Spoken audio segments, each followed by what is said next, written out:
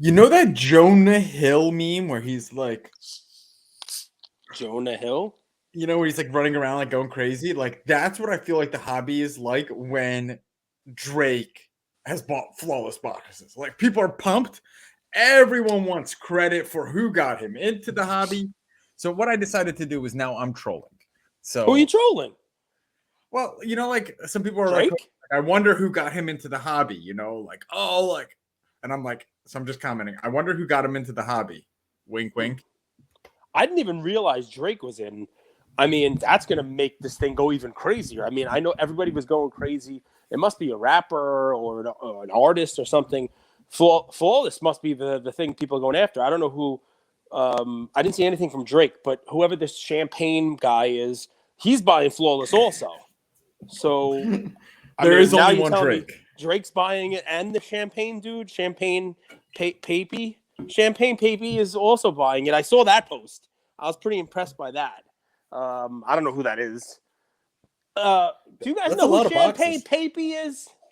Champagne Poppy, guys. They give Luca them. Nation, welcome back to episode 617. It's been it feels like it's been a minute since you and I have done just a one-on-one type of episode. And dude, Yeah, you're pumped up.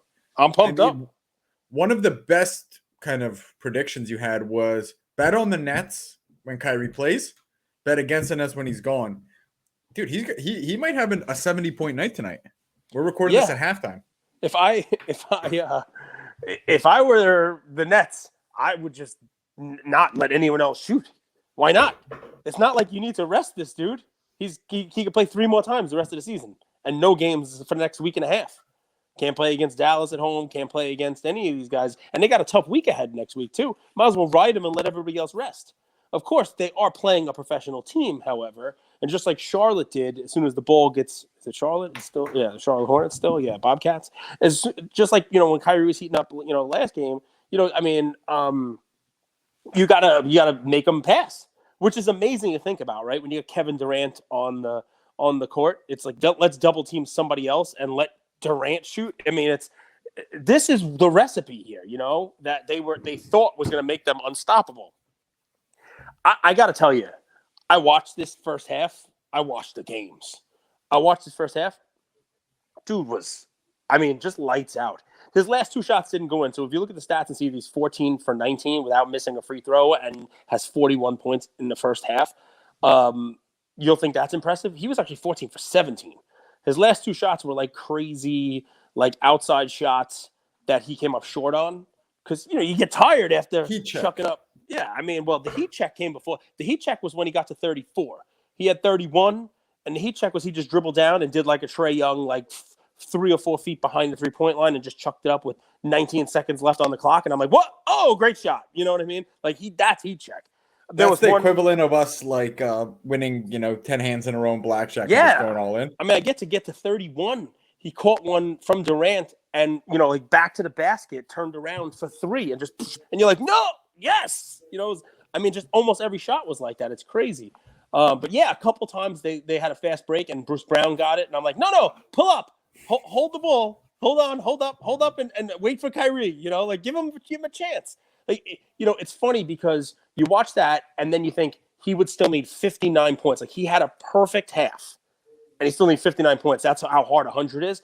But if you take it a different way and if they made a concerted effort to get him 100, which is what I think happened with Will Chamberlain, they could have gotten him 9 more points in that half easily. Drummond shouldn't have been shooting, No one should shoot. And not to mention, they had 80-something points in the half. You know what I mean? 86. So it wasn't like they, he scored all of their points. 86, he could have had 60 of those. Could have.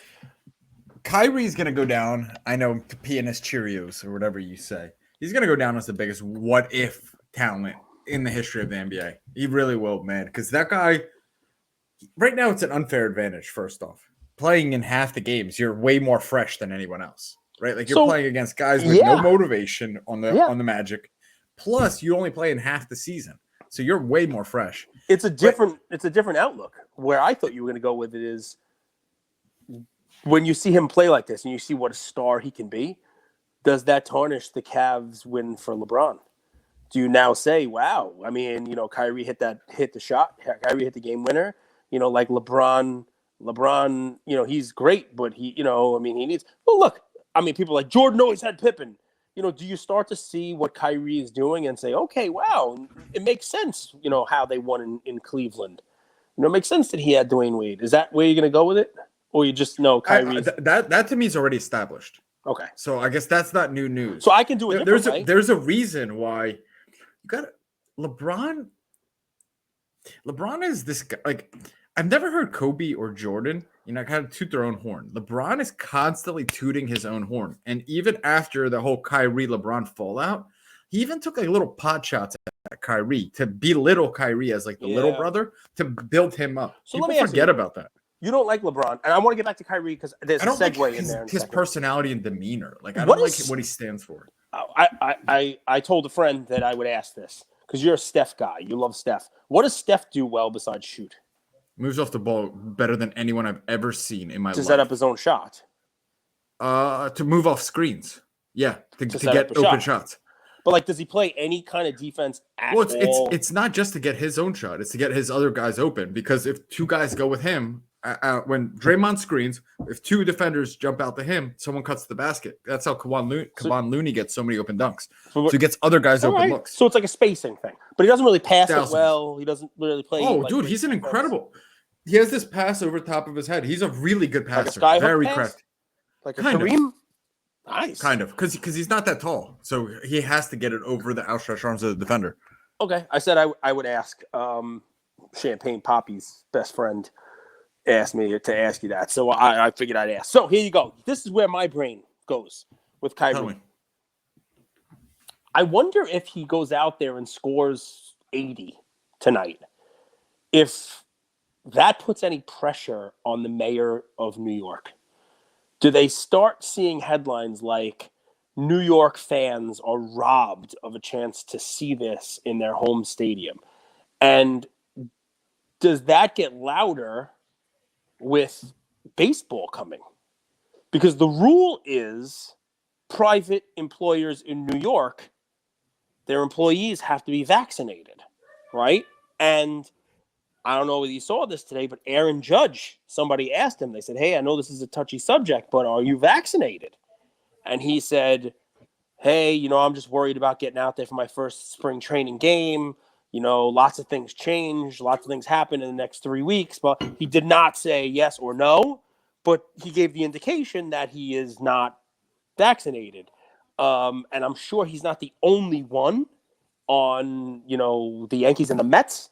Now, there could, of course, be some sort of an exception carved out because the Yankees and the Mets both play outdoors, and they're far enough on the field away from the general public that maybe there can be an exception there. But I'm wondering whether or not with that kind of heat now, Yankees, Mets, and maybe Kyrie dropping an 80-point game, does it start to put a little pressure on the mayor of New York? Do sports have any kind of any kind of sway? Interesting, right? Not a lot of people are thinking about it. I think he plays in the playoffs. No, I see people are thinking about that, and the Yankees, even if New York caves, you can't go into Canada. So players who are going to go and play in Toronto, they might not be able to play. It's funny because, these things, we've moved past it now. We're all standing in solidarity with the Ukraine and have forgotten about COVID. But you can't really forget about it because it has the ability to impact sports still. These rules still have the ability to have some impact. 14 and 18 at home, 21 and 15 on the road. Obviously, why? There you go. Right now, they're matching up 35 and 33. Probably going to be 36 and 33 after tonight. They're matching up with the Heat. So round one is versus the Heat. I think Kyrie plays in the playoffs. I really do. All right, I guess we'll see. It's only a couple weeks away. You know what I mean? Dude, he was on the bench the other night. Yeah, they fined him. Did you see that? They fined him $50,000. They fined him to go for going to the locker room. Yep. But he was on the bench. He wasn't on the bench. He was in the stands. He came in as a spectator. That was the loophole. He's allowed to be there as a spectator. which is, I believe they're trying to point out the absurdity of it. But he came in as a spectator. But yeah, I'm optimistic, man. Let's switch it up. Let's go from this. I'm optimistic about that. What you talk about my plays. That was a good play. You've had some great plays. I'm happy because baseball is right around the corner. Got some hot stove stuff, some craziness, some weird Yankee news. I wasn't exactly thrilled with the trade, but I understand it. This shortstop Josh kid, Donaldson's a goat. I don't know what you're even talking about. Guy's gonna mash. He's old. He's got $53 million on his contract. The two guys they traded away are both in their walk years and make 6.5 and 7.5. And third base was not a position of need. However, from what I'm reading, the kid they got to play shortstop, this IKF guy, whatever his name is, Kanafala. I don't know how to say his name. Isaiah Kanalala. He's supposed to be really good, like a great defender, Gold Glove defender. A little light hitting, but you don't really need 1 through 9 to be, mashers. But the Yankees have had some real crap in the middle of their infield. They've had a lot of errors. The guy's allegedly a great base runner. He could play all over the diamond. They said he played catcher a little bit, and supposed to be a really good clubhouse guy. And they really just needed a stopgap option for when they think Volpe is coming up, the future of the team. Who knows what he's going to be, but I think Volpe is going to be, a real option there. And they need a year and a half, whatever it is, until he's up. So I guess it makes sense from that perspective. I don't think they're done. The problem with the Yankees is going to be that pitching. The pitching's terrible. And you look at some of the other rotations that are out there now. I mean, across town with the Mets, they look amazing. The Dodgers rotation, even the Marlins rotation, I would take over what the Yankees have. There's some good pitching out there. I'm optimistic about that. I like that that's coming. We could talk about Tatis for a minute because that's absurd that he's out now 3 months. I think it's unfair. Well, it's absurd, but people are calling him the Anthony Davis of baseball, and he's very fragile. Does he get hurt that much? Yes. Yeah, we've talked about this. Yeah, he had a back injury. Then he played basically a full season. And then last year, remember, he had like a shoulder injury when he's just swinging and he hurt his shoulder. Now he gets hurt. He is a quick healer. This time around, that quick healing thing sounded a little bit BS because if you remember in December, he got in a motorcycle accident in Dominican Republic. And everyone was like, it's minor. Don't worry about it, just some scratches. And I'll bet he was planning on reporting to camp 6 weeks later and saying, I'm injured. And then with the work stoppage, he couldn't. He had to wait because depending upon the language in his contract, for riding that motorcycle and get injured on it, the Padres could have voided his contract. Now, I'm sure they wouldn't. He's the franchise player, blah, blah. But a $340 million contract. He got big money, right? $340 million. Like they could have said, see you later. They could have, they could have argued to void the contract. But, yeah, man, I mean, that's an interesting thing. Pete Alonso should go out right now and sign a deal with Ford, right? Because have you ever read the book or heard the story of Jay Williams and how he got injured on his on the bike? Yes. He has a great book if you guys have never read it. Never Broken, I think is what it's called. Right now, Jay Williams book. Forget. The whole Life is Not an Accident is what the book's called. Incredible book. Really, really, really well written book about the motorcycle injury, his comeback, how he's now on ESPN, all that stuff. It was such a phenomenal book. Sorry, completely different side topic. But the motorcycle injury reminded me of how with something so little, you could really throw away so much money, so much potential, and really your career. Yep. Yeah, car accidents. I mean, Pete Alonso, they're saying he's lucky to be alive. He walked out without a scratch. He was complimenting Ford's engineering. He should sign a deal with them, advertise with Ford because obviously, the way he tells it, he was in a tank of a vehicle and saved his life in an accident there, which is cool. So we got baseball, we got basketball playoffs coming. I want to hear what your play is today, but I got to tell you, my play is going to be a longer one, guys. The thing I'm most optimistic about is the hobby. I don't know what the deal is. I don't know whether it's crypto money coming back into it. I don't know whether people are, taking their money out of Bitcoin and whatever else and putting in this. I don't know if people are afraid about inflation and the cards are a hard asset that people want to put their stuff into also still.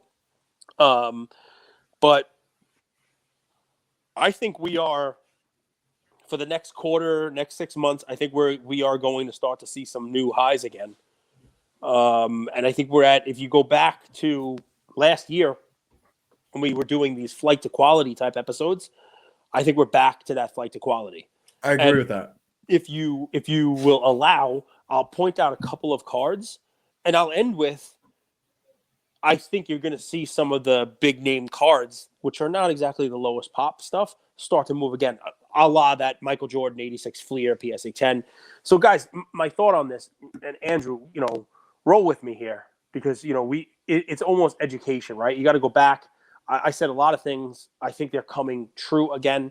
All of this stuff is cyclical, right? And I think if you want to learn the hobby, you want to learn to make money in the hobby, you want to learn, where to put your money, you have to make a decision first, what you want to do, what your risk threshold is, what you find fun and enjoyable in the hobby. And if you want to speculate, that is perfectly fine. There's room to speculate in the hobby, right? There's 100% room to be on young players who are playing shiny. It basically is the crux of the argument that Andrew and I had for that long Giannis beat my head episode, right? The difference between a player who's in the league now and has upside because of that, because of what they are doing in the league, versus a player who is out of the league, whose legacy is set, and on-field performance is not going to have anything to do with their card value. But if you buy the right player and the right card, you will be able to see that thing move. And the second tail of this is, if you watch, the cycles are price discovery over and over and over again. We'll use the Michael Jordan 86 Fleer PSA 10 if you like, because that's just the one that I'm most familiar with. But I'll give you some other ones now, because I think that actually lags because the pop is like 318. So it's a little bit of a higher pop. I mean, people would not call that a rare card.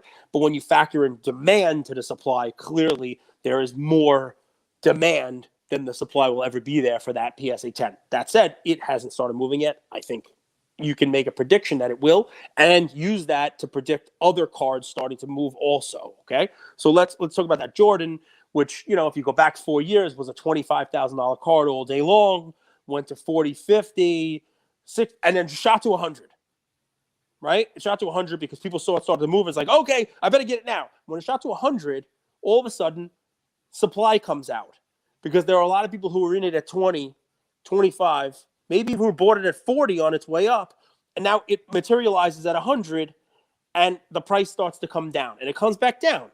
Now, it doesn't go all the way back to 25, it doesn't go back to 50, but it goes back to 60, go back to 60, 70, you name it, okay? And they start to come out, right? And there's a bunch of them.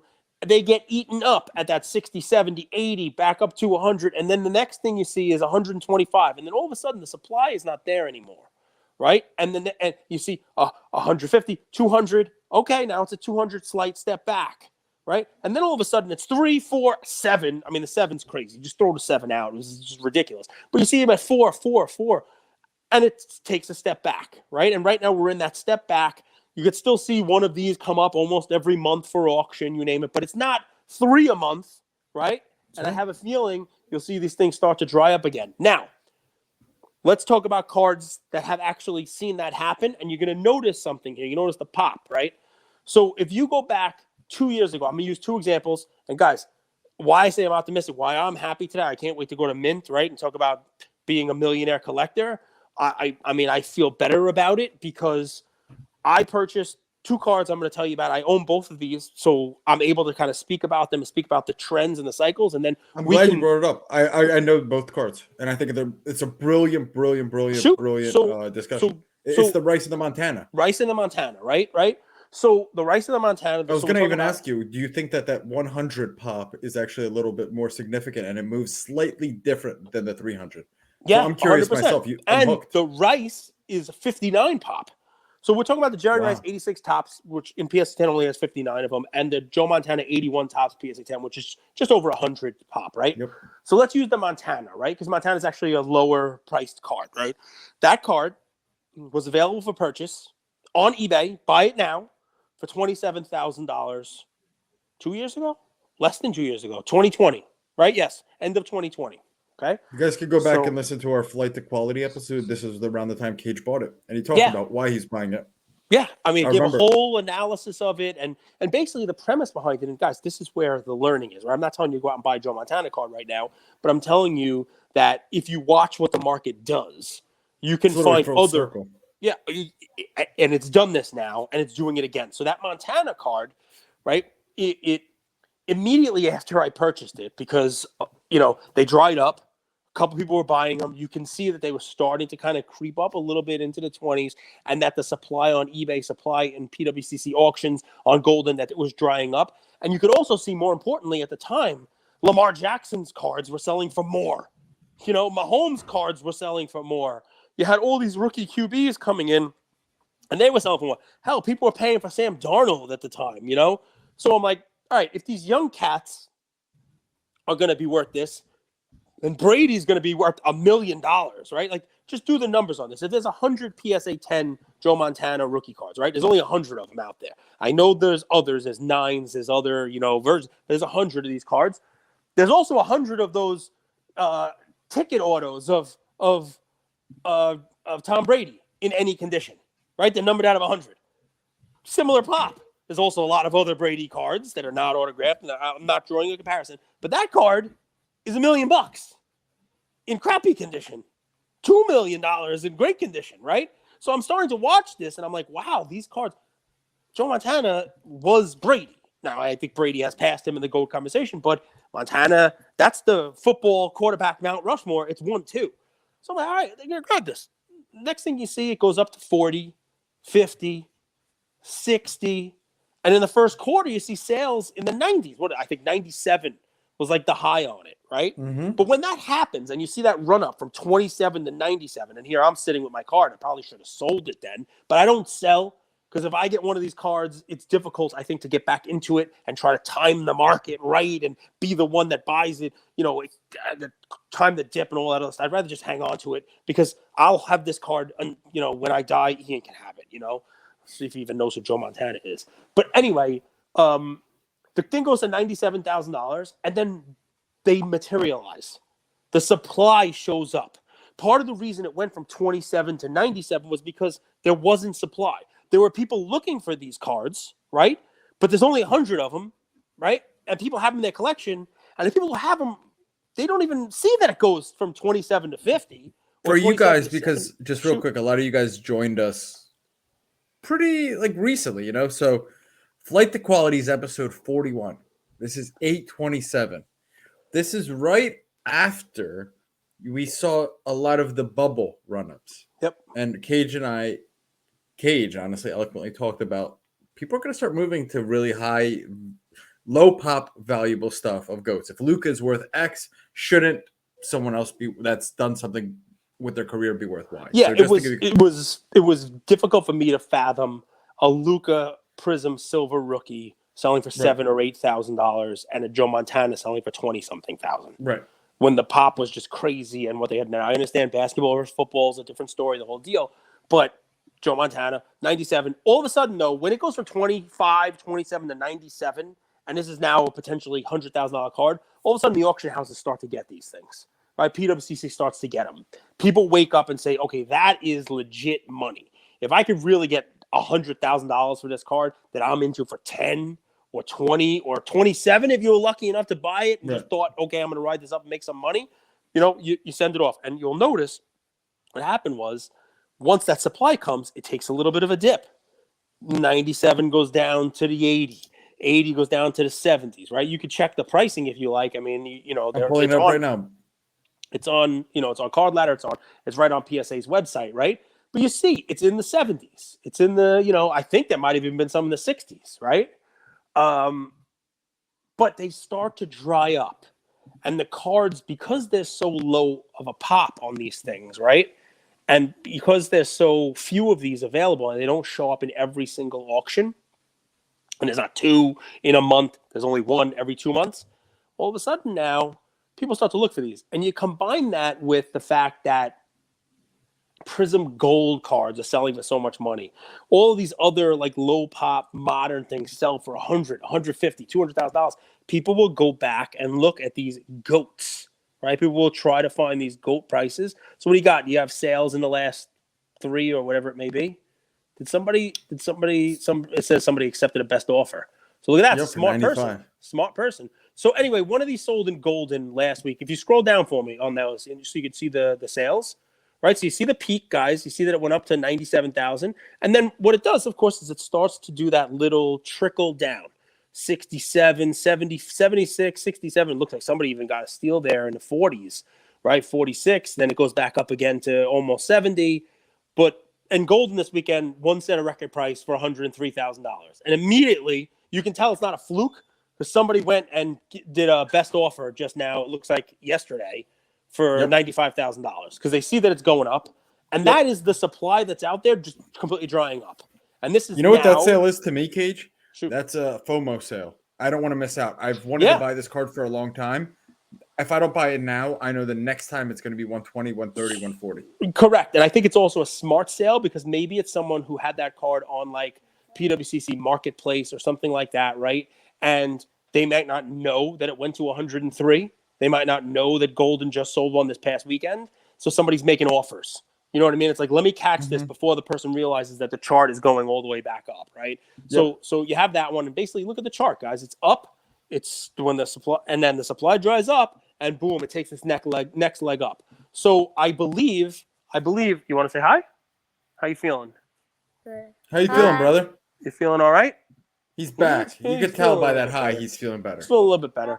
So go watch Kyrie and tell me what he does. So he's gonna have 50 points. Easy. You think he already has 50 points? Wow.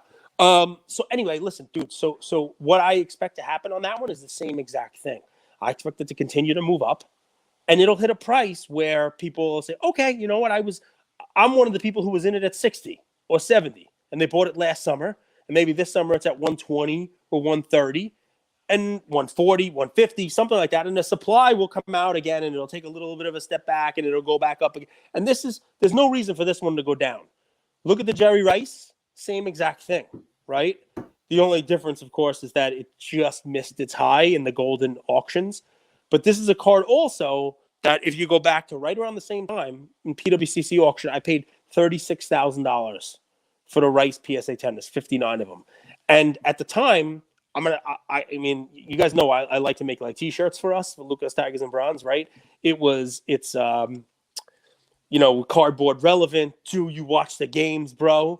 How about don't be afraid to be the comp? That's a good one also. Because at the time, I set a high for that. If any of you guys are out there that make merch, hint, hint, nod, nod. You might have a sale with Cage. Yeah. So if you go back to, I think it was like 36.8, right? If you go back, before that huge jump, 40,000. So right before that, I had a 36.8 sale on PWCC. I'm pretty sure I bought it in an auction. And I remember people saying, why would you pay so much for that card? I showed a picture. I was excited to get it. And then look what happened. The thing just went. I think you bought right around here. Yeah. August 25th, right here. And went straight up. It just went straight up. Boom. And I'm like, wow, look at that. It went crazy. But look what happens. When a card goes from 40 to 125, it's the same chart, guys. Take a look at it. The supply comes out, and it's a slight decrease where it retreats. And it retreats from 120 to 90 to 85. You may be able to steal one in the 70s. But this one's an even tighter range where it's going to snap back up again because there's only 59 of these. Right? There's only 59 total PSA 10s. And what we saw in the golden auction was it sold for 121. Very close to getting back to the 125-ish high that it set, a quarter ago. But 59 of them.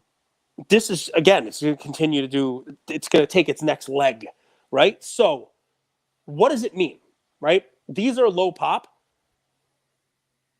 Take a look at what the Moses Malone PSA 10 rookie just sold for, right, this past week. 2 of them, PSA 10s. That's a card I was looking at also. Most people don't know Moses Malone. But the PSA 10, I think it's only 30-something of them. So he's an all-time great, top 15, 20 NBA player. ABA as well, merger. And it was like a $10,000 or $12,000 card. It's over $100,000. A PSA 10 with the PWCC designation in the weekly auction sold for like $100-something thousand. Because it's the same type of thing, right? People are looking for those all-time greats PSA 10, unimprovable, low pop. So I think the next thing you're going to see is, cards that have slightly more pop, it'll take a little while for that to catch up, right? Because you're going to now get into a situation where it's, all right, the Michael Jordan rookie is 240, 250. Yeah, there's more of them, but all right, Joe Montana is how much? It's not that much more. Let me grab a Jordan. You know what I mean? That's the kind of conversation people are going to have. The Jordan is obviously more iconic and the whole deal. It's something that, people are more impressed when you pull it out of your collection. Trust me, I show both of them off. And the Jordan gets way more oohs and ahs, even though it's got triple the population.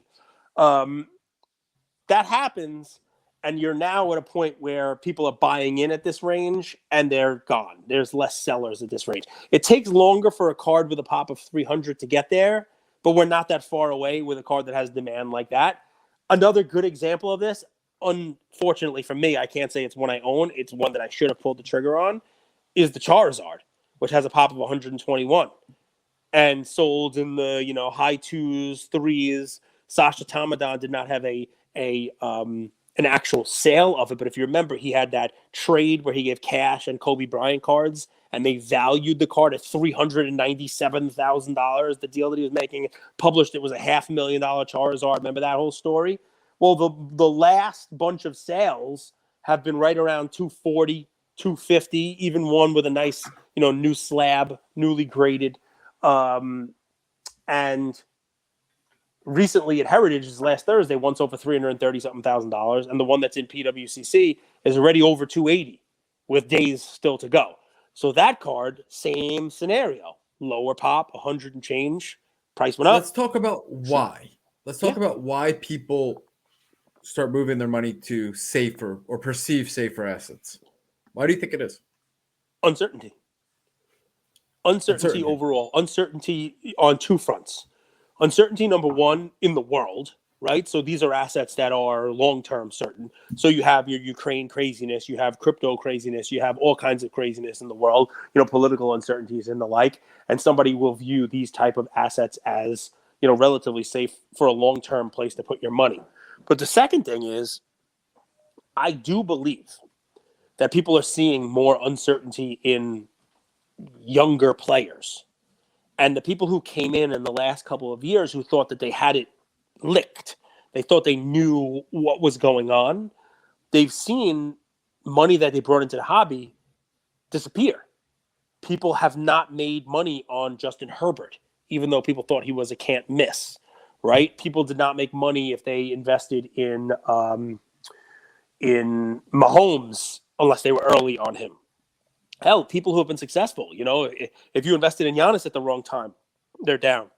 If you invested in LeBron, Kobe, any of those guys, when you were buying the base rookie Can I even cards, say this? Shoot. Even if you invested in Ja, Yep. was your return really worth the risk of him jumping up and down and almost breaking his ankle every single day? Yep. He's gone up, but has he really gone up as much as you would think he should? So I think people are bringing their success, they're bringing their money into this, right? And think about it, right? They could still have those gambles, and you offset it with one of these type of plays, or maybe it's someone who made money on a Trey gold out of 10 and bought it for $20,000 or $30,000 and sold it for No one made money on Trey. Let's not go there. No, no one makes money on Trey. People who bought gold, almost any golds have made money. But if you bought a Trey gold, you're doing fine, man. That's fair. Let me ask you, poke holes in this, okay? So we talked. You said uncertainty, right? Yep. Asset spikes. It has this little period of, whoa, hold up. I bought it really cheap. I'm going to sell it. Yep. Could we call that maybe consolidation? So course. poke holes in this. Ready? So I'm going to share my screen, and you tell me. We'll just look at charts, but So right here, this is the Montana card, right? You have that initial spike, a little period of consolidation, and another spike, right? Jerry Rice. Spike, consolidation, spike. Now let me show you the price of gold, Cage. Yep. Are we starting to see the same thing when we talk about uncertainty? I'd compare these cards to that. It's the same. It is. So what's funny about it is when I show my Christmas tree of cards, people say it's boring. People say, where are all the shiny cards? Where are all the modern cards? Where are all the ethos? I say, look at this. I mean, this is where I would put my stuff. Maybe I'm an old man. Maybe I'm a little old fashioned. Gold's the same thing, right? And I think people always say that it is, gold's a hedge against uncertainty. It's a hedge against, inflation. So yeah, it doesn't surprise me that the chart looks the same. Doesn't surprise me at all, because that's what happens when people don't know what's going on. They go to stuff that they know. They go to stuff And that those people that are telling you, hey, gold has been outperformed by Bitcoin the last 10 years. Gold's been outperformed by Bitcoin the last 10 years, right? yeah. Luca-based Prism outperformed some assets over a certain period of time too. Well, I mean, listen, I'm with And you I'm not on that. shitting on Bitcoin because I'm a big believer in ETH and Bitcoin. Is that fair to say? No, but you could have both. You could have Right? both. You can have both. And you need to know when to have both, right? Yeah. Yeah. And you know what? Having both at the same time right now, kind of offsets the risk of another one. I would say that, listen, buying a Joe Montana card for me, even though I did not do it, I was thinking about buying Joe Burrow. Remember? And I had one good Joe Burrow card. I was thinking about buying into Burrow after he got injured. And having that Montana card there, to me, was like a hedge against the risk of investing in a young QB. Sure, could I have been right? I probably would have been right. I wish I did buy into Joe Burrow because look at the season that he had, right? But I didn't. But had I done that, having that gold allows you to take a more risk position on Bitcoin or ETH or Sol or whatever the heck you're going to do, right? You don't have to have one or the other. Having that little certain piece there, allows you to. So here's the fun, right? What's the action on this? Oh, shoot, go ahead. I'm sorry, I didn't want to cut you off. Well, no. Well, my only worry with that, like if we compare prices, right? If you look at Bitcoin, here was the initial spike, Cage, where it went from $0 to damn near 20,000. Then you had this little period of consolidation. Look at this spike. So I know we think, okay, 39 is down from 60, but are we still buying in at the peak here? Are we still buying that Luca Silver Prism for 8,000 where does it have some more room to get to 4,000, 3,000 like it's shown? I mean, maybe. The difference, of course, is the population, the cap of pop on Bitcoin. And, there is no I know that's what we've been sold, but 21 million, I mean, we act like that's nothing. Well, I mean, it depends on whether or not it's. I mean, we're not going to get into a Bitcoin conversation, but it depends on whether or not it's actually. But this isn't Bitcoin, Cage. This is markets, right? What we're showing is markets and people's behavior. I consider guys. I want to caveat this. I'm not saying we're experts, and I'm not saying I'm an expert by any means. I want you guys to poke holes in these theories, right?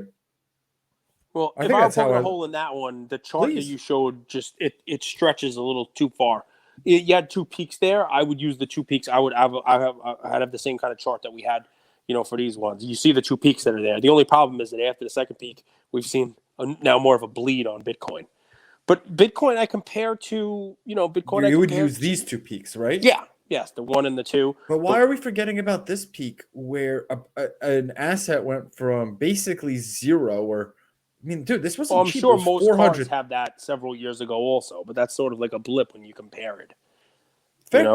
It does feel like a blip, but this is $200 to 10,000. Yeah. And then here is the Jerry Rice run up.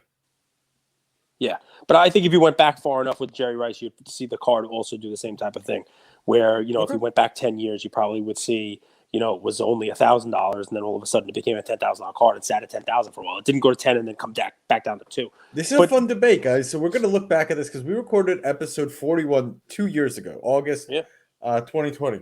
So this is going to be a fun little comparison. Is Bitcoin a base card, a Lucas Silver Prism, it's or modern? Is it Jerry Rice? It's modern. Bitcoin's modern.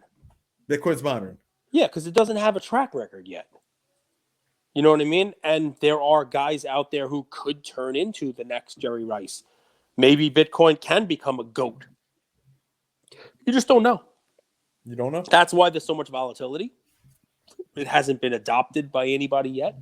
I mean, there are people who claim they're going to run for office and try to push Bitcoin as legal tender in the United States and all this other fun stuff, right? So, something like that happens, it changes the landscape, and all of a sudden Bitcoin is Michael Jordan. So that's the thing. Right now it's a current player, it's a young player, it's something like, you expect big things out of it. Could turn into Zion. I think that's actually a very good comp. Who knows what Zion's going to be? Right now, he had some spikes and he's down now, and people are hoping for him to return. So I think I'm curious if Bitcoin becoming legal tender is more like I own 50,000 or 5,000 Luca-based prisms that I graded myself for a few pennies.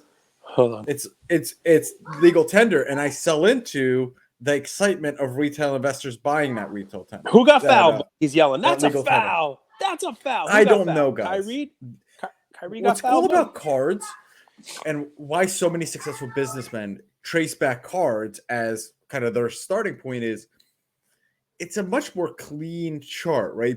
These have so many trades, right? Gold has so many trades. Bitcoin has so many trades, so it's so jagged.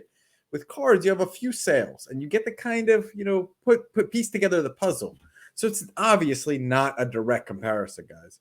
So don't come in here saying all that. But it's interesting. It's interesting to compare across asset classes, have the discussion, and see if there's any crossover, any lessons. There. So the 90% of our audience that doesn't care about Bitcoin, let's talk about the actionable stuff that we can do with what we learned on these cards now, right? So what can we do, right? The easy part is, and Andrew will be the first one to tell you this, he mentioned it right after we did our last collectible episode. These are the kind of cards that are on fractional because you don't see too many of them. And, the Rice sold, the Montana sold, and we were like, we didn't talk about those on our last collectible episode. Well, because they hadn't ended, when we recorded it. And now they ended, and, I haven't looked. I don't trade on collectible, but I know they were not trading at these prices. I'm certain they were not trading at the prices. And it takes a little while for it to trickle down into the fractional world that these new sales are hitting and that these cards are hitting new potential highs. The Montana's on there. The Rice is definitely, another one of those things. And that's a place to look if you want to talk about those specific cards. The other actionable stuff is, what are some other cards of clear-cut GOATs at different price ranges that have this type of thing? The difficulty in basketball vintage is we could talk about guys like Kareem and guys like Bill Russell and Will Chamberlain, Oscar Robertson. I'm sure those cards will start to see a peak again the same way they did last time around when this happened. The difficulty with them is it's not as clear-cut because you're not talking about buying a 10. Most likely not even talking about buying a 9 of most of those guys' cards. So you have the different ranges, the 5s, the 6s, the sevens. I think Walter Payton. You also saw the spike. You see 72 to 114. The thing here is there's only 53, right? Yep. So as you kind of get lower from 300 Jordans, which is still relatively low pop, to 100 Montanas, to 70 Jerry Rice's? 59. 53. I actually think that this starts blowing through the high. Yeah, I agree. Because there's some people, it says 53, but how many of that is in active circulation? Right. I would argue 23 to 33 of those might never, ever be sold. Yeah, that's a gorgeous card. I would think the O-Pee-Chee PSA 9 Wayne Gretzky is another one to look at as potentially moving soon. We're talking. I think that one's gonna be a laggard. That's a great play. I think that one's gonna lag a little. That will take a little while, just like the Jordan, because it's a higher price card as well. These ones, the Peyton, the Rice, the Montana, for the better part of 2021 and the early part of 2022, were 5-figure cards and available for 5 figures. You could buy them for 5 figures. The same can't be said for the Gretzky, and obviously not for Jordan. So they will lag, but those will catch up also, as you're seeing with, like I said, the Charizard. But think about it, guys. This is not a difficult thing. Close your eyes for a second and think of who the all-time greats are in the sport. Think of who you would put in a top 10, top 15, top 20 conversation. And this is cool. So Cage chose the 9 for a reason, guys. There's only 2 10s, so we kind of disqualify that. Yep. Oh, there's a helicopter flying over my head. Wow. Do you hear it? Yeah, it's the Federales. They found you. They came all the way up to Pennsylvania. Kyrie just hit 60, says Ian. Wow, dude. What quarter? Is it the third quarter? 8 minutes. 8 minutes left in the fourth. Kyrie he's just in his bag. You think he's gonna hit 70, Cage? Do you think he's gonna hit 70, buddy? Are they feeding him the ball? I think he might hit 80. Mom, the meatloaf. He loves Kyrie. He's got his Kyrie Bed-Stuy jersey. He's rocking and rolling. So, dude, I mean, doesn't fit. He says. So look at the PSA 9.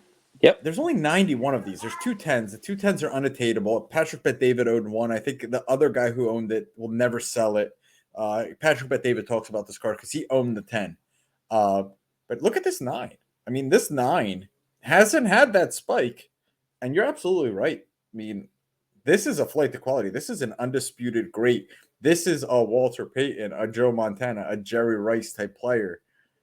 And this is a card to take a look at, man, whether that's uncollectible, if you could afford it. I don't know if you think the PSA 8 is worthwhile. There's about 771 of them where it gets a little bit more wonky. Yeah, it's those will move, but it takes more time to move those. But you know what's funny about this is I've said this to you a couple of times. We were talking about it with Giannis, and you were mad, so you kind of dismissed it. But you can kind of feel this in groundswells. When you were at the Atlanta show, right? People were going gaga for Mickey Mantle. That's telling you the same thing that we're talking about today. That's the epitome of a flight to quality, right? The thing is with Mantle, it's different grades. People will just want to get into any grade. They're obviously not buying, they're not buying 10s and 9s or even 8s, right? I mean, those 7. It also has, Mantles have that like influencer flash to them. Mm-hmm. Because look at me, you'll never see anyone flash a Montana. You'll never see people flash Rices. You will see people flash low grade Mantles. It has a different kind of just it's entrance to a special club. Welcome to the Mantle Club kind of deal, right? And it's also at a low level. When was the last time you saw Walter Payton in any grade posted on Instagram?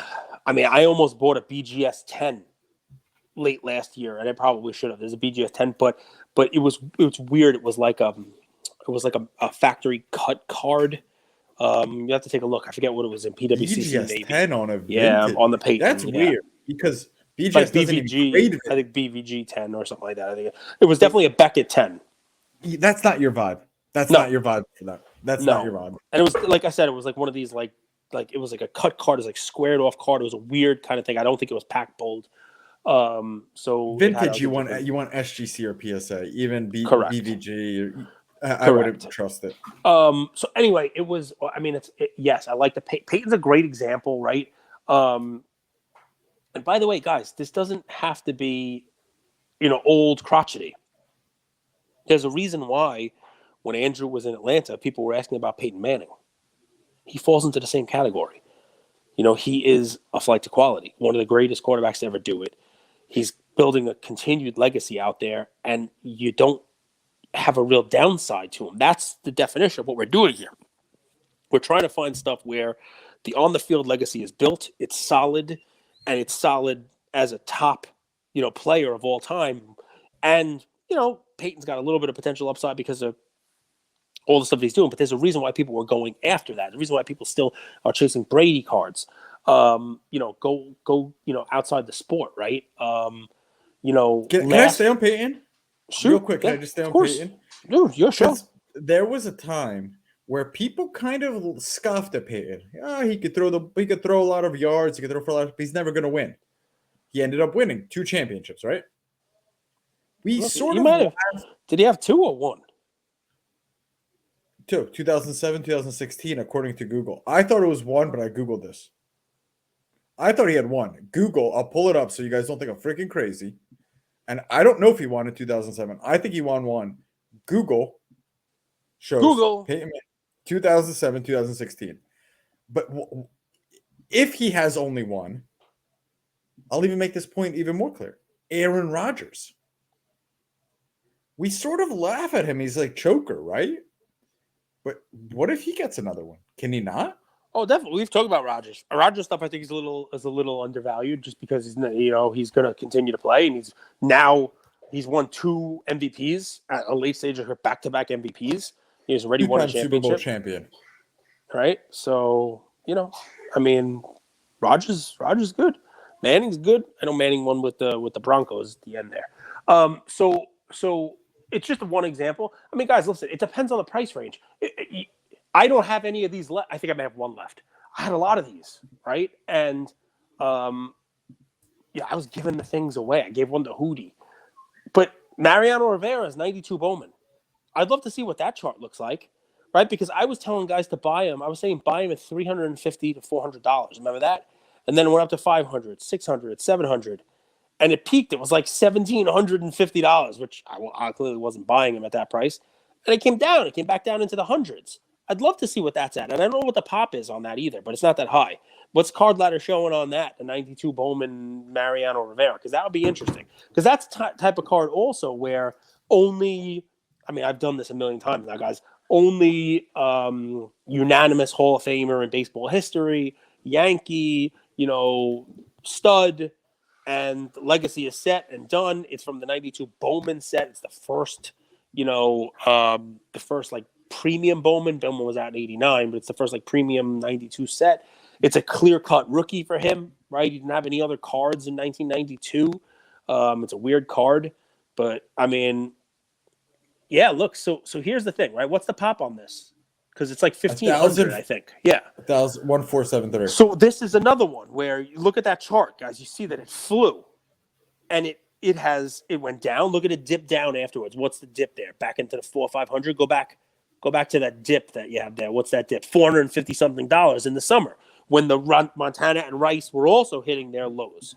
And you see it start to creep back up and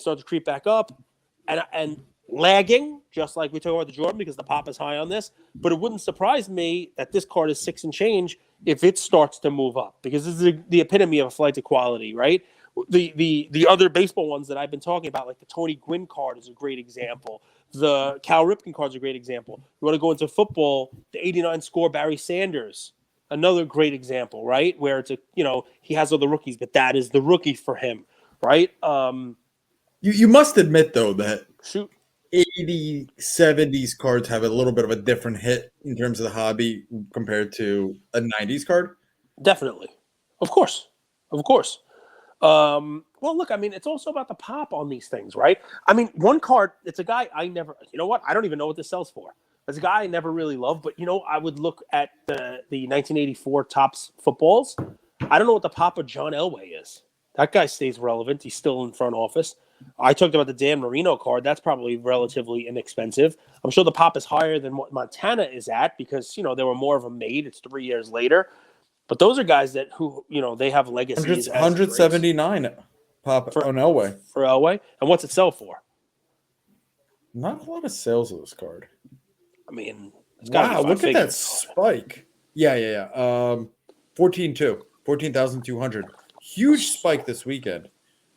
Huge spike on February 19th. It went from 7,000 with a sale to 14,000. So guys, that's one where like it's $7,000 and $14,000, right? Maybe you find that at a show, and the person has seen that for a better part of last year. It's really only 8,000. Doesn't realize what we're telling you here. That this is one of these, another card that the pop. The pop is low, and the sales are there, and it's about to have another spike. Right. Well, Cage, also think about it. It's one sale. Yep. It's one sale February 19th. The sale before that's December 25th. The sale before that is December 4th. So it's not like if you see someone at a show, he'll take maybe 8 or 10 or 11. Yep. Right. Maybe he's not getting 14 because this card doesn't sell that often. And he would take 10,000 cash or 9,000 cash. I think the Marino pop is significantly higher than this, but the price, of course, is less because of that. But guys, I'm not giving you all. I mean, I'm giving you a lot of names, a lot of different cards. You can pick your own. It's a history. We've just gone through all these sports. I mean, one that I own that it just doesn't sell enough to have this is I love the 94 Sp Alex Rodriguez PSA 10. When I bought that one, I expected it to be a 6-figure card one day. Just because the Jeter, there's less Jeter, but the Jeter is going to fly, and the Jeter flew. And, Alex Rodriguez, people don't love him as much as Jeter. There's a love-hate thing. but I don't know how many of them there are. 50? You know, it's another one of those things where, like, it's an iconic card and there's just not a lot of them and they don't come up for sale that often, so they move. You know, that's in the 90s. Obviously, the Jeter SP is another one. You know, going to the 80s, we've talked about a bunch of other cards from the 80s that have the same type of, stuff. I'd love to give you Griffey, but they did not have a deck. Overrated. And that's another episode, Luca Nation. That was a good one. This is going to be an all-timer. This is a lot of substance, a lot of charts, a lot of look at this pattern. It's repeating itself. Maybe you could make, because we want to teach you how to fish. We really do. Like, we want to see you guys win. There's no better feeling than seeing people that listen to our show, that interact with us, that text with us, that are in our Discord or Facebook group, whatever it is, Instagram. They're winning, man. It makes us feel good. So I hope you seeing guys got some value. That card, like the Montana card. When I bought mine for $27, I told somebody to go out and buy one, and they listened to me and they bought one for $28, and now they're probably happy. You know what I mean? Because my friends don't buy those cards. My friends buy Tatum Silvers, and they go from 800 to 1100, but it still feels good. That's a good profit. It's a good profit. I mean, it's good too. It's a very good profit. Anyway, guys, listen. Just as Andrew said, it's identifying the trends in the market and seeing where people are putting their money. As Andrew likes to say, try to get to where the puck's going to be, not where the puck is. Somebody's passing the puck right now. The puck is in motion. Going to be there. So can we go even, like kind of a grad class? Is this a 4-month puck, a 6-month puck, a 3-month puck, a 12-month puck?